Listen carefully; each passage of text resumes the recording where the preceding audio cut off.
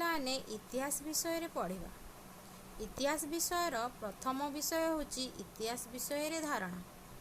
इतिहास कहिले काहाकू बुझाए बा इतिहास कहिले कौन बुझाए से संबंध में आम आज धारणा पाइबा। आज को प्राय 15 लाख वर्ष पूर्वे पृथ्वी में मनुष्यर सृष्टि होइतिला, किंतु ता पूर्वरु मनुष्यर रूप एमिति नथिला।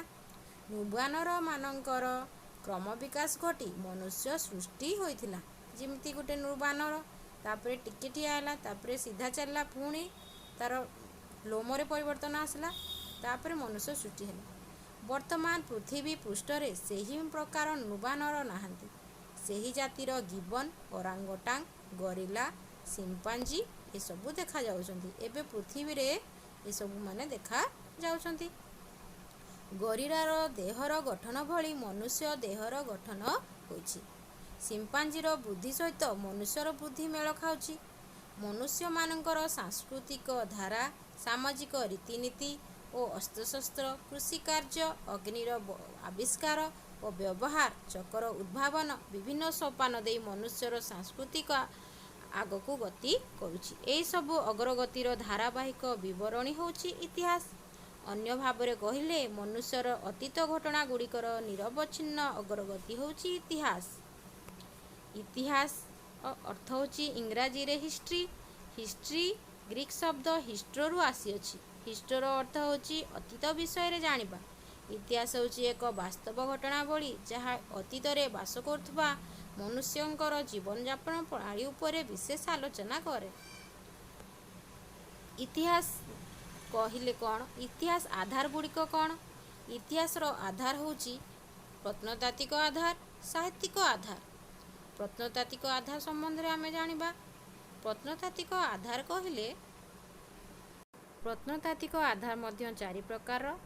आमे प्रत्नतात्विक आधार काहाकू बुझाए आमे जानिबा। भारतर प्राचीन युगरे विभिन्न स्थान रे माटी तले और माटी उपरे प्राचीन युगर बहुविध ऐतिहासिक वस्तु और अवशेष देखा मिले। सेगुड़िक प्राचीन कालर विभिन्न कार्यकलाप और घटनावली उपरे आलोकपात करे। 4 भागरे विभक्त: खोदित लेखा बा लिपि, कीर्ति और कलाकृति, भौतिक अवशेष, मुद्रा। खोदित लेखा बा लिपि संबंध में जानिबा। अतीतर विभिन्न घटना और कार्यकलाप, शासन प्रणाली, सामाजिक प्रथा, परंपरा, चलणी इत्यादि माटीर टाइल और इटा, तंबापाटा, पशु चमड़ा, लुगा, स्तंभ, मंदिर कांथ, पत्थर, गछर पत्र, गछर छेली, तालपत्र लिपि ए सबु आमे प्रत्नतात्विक आधार द्वारा आमे जानि पारिया। मेसोपोटामिया रे ए लिपि मध्य लेखा जाई अछि।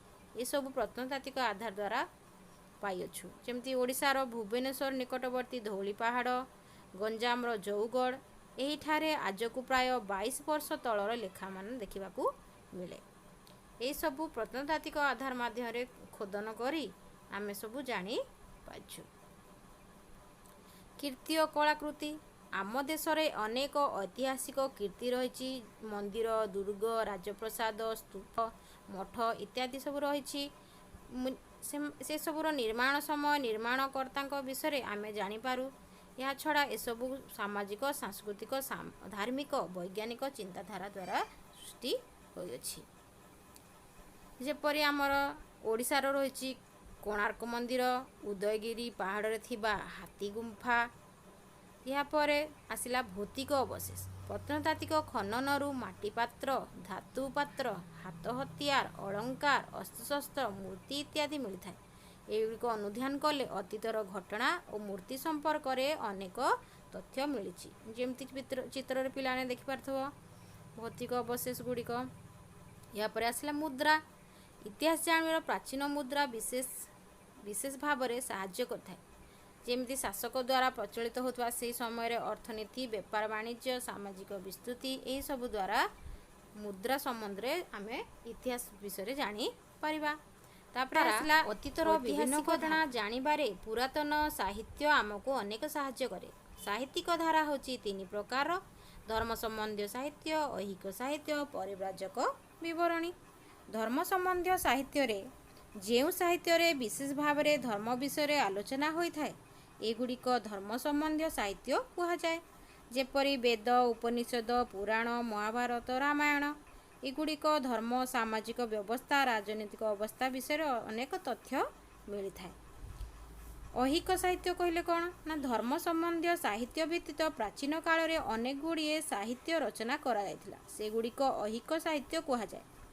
ଐହିକ ସାହିତ୍ୟ ହେଉଛି ଯେମିତିକି ଧର୍ମସୂତ୍ର, ଶ୍ରୁତି, ପାଣିନି ଓ ପତଞ୍ଜଳିଙ୍କ ଲିଖିତ ବ୍ୟାକରଣ, କୌଟିଲ୍ୟଙ୍କ ଅର୍ଥଶାସ୍ତ୍ର, କାଳିଦାସଙ୍କ ରଚନାବଳୀ, ବାଣଭଟ୍ଟଙ୍କ ହର୍ଷଚରିତ ଏସବୁ ଆମେ ଇତିହାସ ସମ୍ବନ୍ଧରେ ଜାଣିପାରୁ।